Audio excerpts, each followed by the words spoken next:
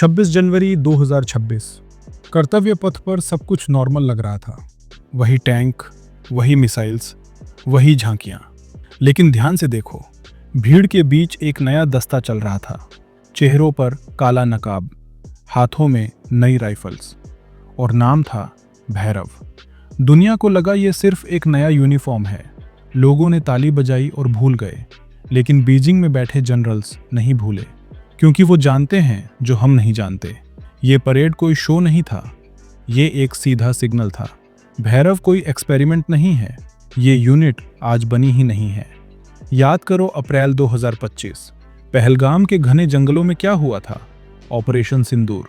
जब खबरें आई थीं कि दुश्मन का सफाया हो गया बिना किसी शोर के। वो काम रेगुलर आर्मी का नहीं था, वो काम पैरा एसएफ का भी नहीं था, वो काम इन्हीं का था। तब ये गुप्त थे, आज ये दुनिया के सामने है। मिलिट्री की भाषा में इसे कहते हैं टियर 1.5। ना ये आम इन्फेंट्री है, ना ही ये फुल स्पेशल फोर्सेस हैं। ये उन दोनों के बीच की एक नई ताकत है, एक हाइब्रिड मॉन्स्टर जो इन्फेंट्री की तरह जमीन पकड़ सकता है और कमांडो की तरह गायब हो सकता है। लेकिन सबसे बड़ा सवाल ये है, चीन बॉर्डर पर लाखों सैनिक खड़े करता है, भीड़ की भीड़, और हमने क्या उतारा है? सिर्फ 250 कमांडो की एक यूनिट। सवाल बनता है ना, क्या 250 लोग उस लाल फौज को रोक पाएंगे? जनरल उपेंद्र द्विवेदी ने एक बात कही थी, डेंसिटी इज डेथ। मतलब जहां भीड़ है वहां मौत है। इसका क्या मतलब है? क्यों भारत अब अपनी फौज को छोटा कर रहा है? क्या सूर्यास्त्र और शक्तिबाण जैसे ड्रोन ने जंग के नियम बदल दिए हैं? आज हम भैरव बटालियन का पूरा डीएनए टेस्ट करेंगे। ये सिर्फ परेड की कहानी नहीं है, ये बॉर्डर पर बदलते हुए पावर बैलेंस की कहानी है। और असली सच आपको शायद डरा भी सकता है। चलिए शुरू करते हैं।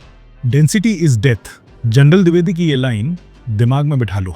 इसका मतलब समझना बहुत जरूरी है, क्योंकि ये लाइन खून से लिखी गई है। पिछले कुछ सालों में हमने क्या देखा? यूक्रेन का मैदान याद है, या गाजा की गलियां?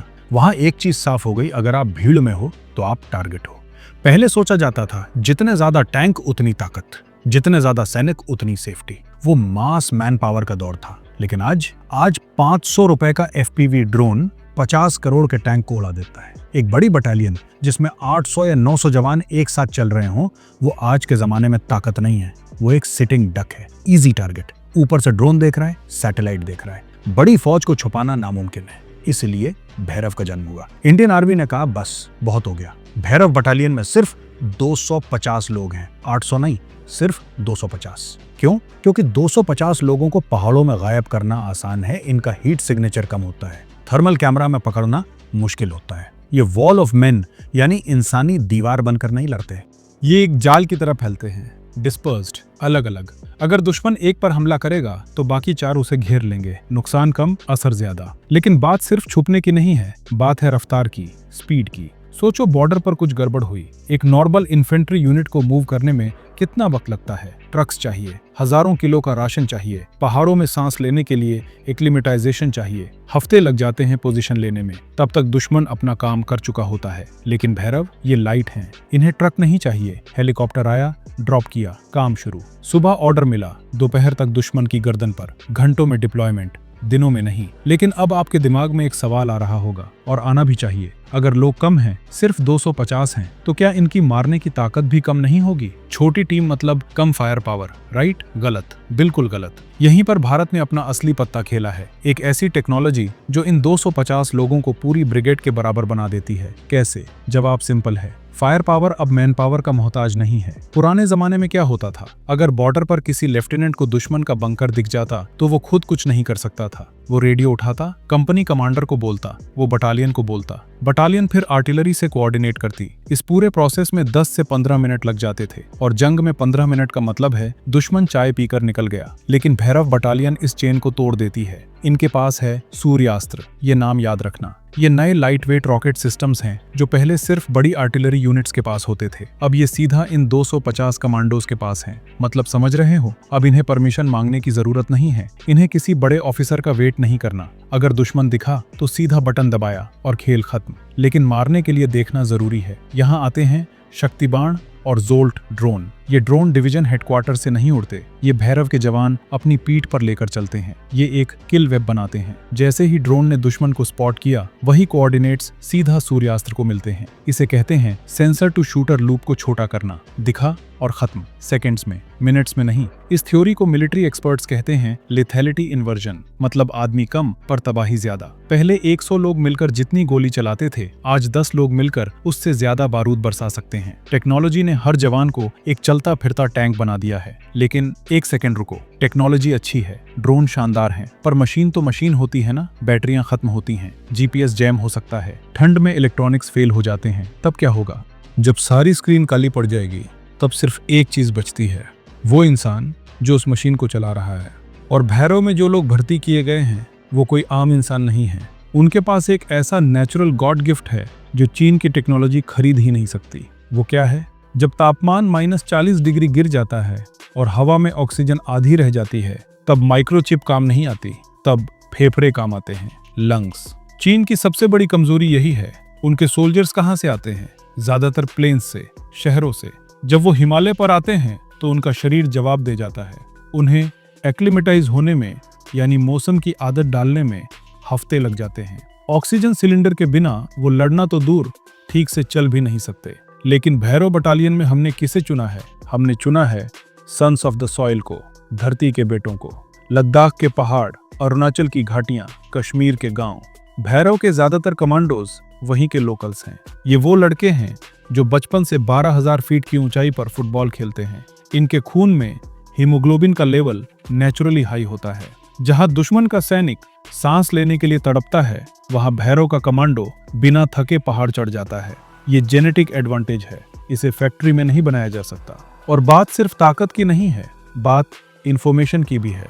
सोचो, अगर दुश्मन चुपके से घुसने की कोशिश करे तो सैटेलाइट शायद बादल की वजह से न देख पाए, रडार शायद मिस कर दे, लेकिन एक लोकल कमांडो वो हवा का रुख देखकर बता देता है कि कोई नया बंदा आया है। वो बोली और भाषा से पकड़ लेता है कि कौन अपना है और कौन स्पाई है। ये ह्यूमन इंटेलिजेंस है। टेक्नोलॉजी फेल हो सकती है, लेकिन ये लोकल नेटवर्क कभी फेल नहीं होता। अगर आपको मेरा रिसर्च और कंटेंट पसंद आ रहा है, चैनल सब्सक्राइब करो, क्योंकि मैं सिर्फ हेडलाइंस नहीं बोलता, मैं हेडलाइंस के पीछे की असली कहानी दिखाता हूँ। अब वापस मुद्दे पर आते हैं। हमने देख लिया कि हमारे पास स्पीड है, फायर पावर है और लोग भी सही हैं, लेकिन जंग सिर्फ गोली से नहीं, पैसों से भी लड़ी जाती है, इकोनॉमिक्स। और भैरव मॉडल ने चीन को एक ऐसे फाइनेंशियल ट्रैप में फंसा दिया है जहां वो जितना जोर लगाएंगे उतना ही उनका नुकसान होगा। कैसे? जंग सिर्फ मैदान में नहीं, बैंक अकाउंट्स में भी लड़ी जाती है। और यहाँ भैरव ने दुश्मन का हिसाब बिगाड़ दिया है। इसे कहते हैं एसिमेट्रिक इकोनॉमिक्स। सिंपल भाषा में समझाता हूँ। एक भैरव बटालियन को बनाने और मेंटेन करने का खर्चा बहुत कम है, क्योंकि ना इनके पास भारी भरकम टैंक हैं, ना हजारों ट्रकों का कॉन्वॉय। लेकिन इन 250 कमांडोज को रोकने के लिए चीन को क्या करना पड़ेगा? वो लाइट इन्फेंट्री नहीं भेज सकते, क्योंकि हमारे पास सूर्यास्त्र रॉकेट्स हैं। तो हमें काउंटर करने के लिए उन्हें अपनी भारी महंगी मैकेनाइज्ड डिविजन्स को आगे लाना पड़ेगा।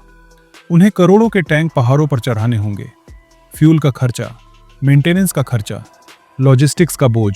सोचो, हम खर्च कर रहे हैं 10 रुपए और हमें रोकने के लिए उन्हें खर्च करने पड़ रहे हैं 100 रुपए। ये मैथमेटिक्स चीन को अंदर से खा जाएगी। इस स्ट्रेटेजी को एक्सपर्ट्स कहते हैं पॉर्क्यूपाइन डिफेंस, यानी शाही जैसा डिफेंस। आर्मी का प्लान है ऐसी 23 से 25 बटालियनों को एलएसी पर फैला देना। ये एक लिविंग वॉल बन जाएंगी, ऐसी दीवार जिसे छूने पर खून निकलना तय है। इसका सबसे बड़ा असर चीन की पुरानी चाल पर पड़ेगा, वो चाल जिसे वो कहते हैं सलामी स्लाइसिंग। चीन क्या करता था? वो देखता था कहाँ कोई नहीं है और धीरे से वहां तंबू गाड़ देता था, ग्रे जोन्स में घुसपैठ। लेकिन अब भैरव यूनिट्स 24/7 वहां मौजूद रहेंगी। अब कोई एम्प्टी स्पेस नहीं बचा है। चोरी छुपे आना अब नामुमकिन है। और अगर वो बड़ी ताकत के साथ आए तो हमारे किल वेब्स तैयार हैं। चीन के लिए ये situation damned if you do, damned if you don't वाली है। हमला करें तो महंगा पड़ेगा, ना करें तो हम वहां जम चुके हैं। लेकिन दोस्तों, कहानी यहाँ खत्म नहीं होती। अब तक हमने बात की डिफेंस की, रोकने की, लेकिन भैरव का असली मकसद सिर्फ रोकना नहीं है। इनका असली मकसद कुछ और है,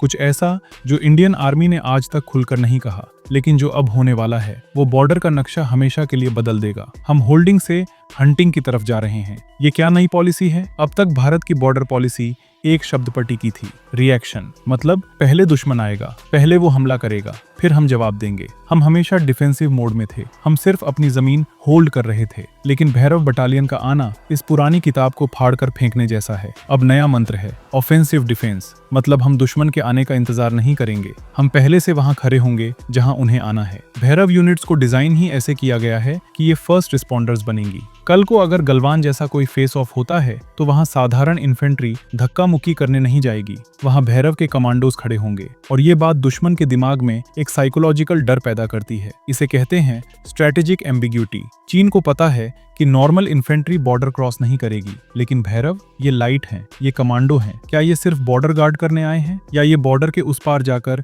स्ट्राइक करने की क्षमता रखते हैं? ये सवाल बीजिंग के जनरल्स को रात भर जगाने के लिए काफी है। जब दुश्मन को पता न हो कि आप कहाँ रुकेंगे, तब वो अपनी हद में रहता है। लेकिन दोस्तों, जाते जाते एक कड़वा सच सुन लीजिए, एक अनकंफर्टेबल रियलिटी। भैरव बटालियन का आना एक बात कंफर्म करता है कि बॉर्डर पर अब शांति का पुराना दौर खत्म हो चुका है। हम एक नए दौर में हैं जहां परमानेंट फ्रिक्शन नॉर्मल होगा, रोज तनाव होगा, रोज नए चैलेंजेस होंगे। क्योंकि जब आप दुश्मन की आंख में आंख डालकर खड़े होते हैं तो पलकें झपकने का ऑप्शन खत्म हो जाता है। तैयार रहिए, 2026 शांति का साल नहीं, शक्ति का साल होने वाला है। मेरा आखिरी सवाल आप लोगों से ये है, कमेंट में लिखकर बताओ, क्या भारत का ये एग्रेसिव रूप ही शांति लाएगा या ये हमें एक बड़ी जंग के और करीब ले जा रहा है? सोचिए जरूर। जय हिंद।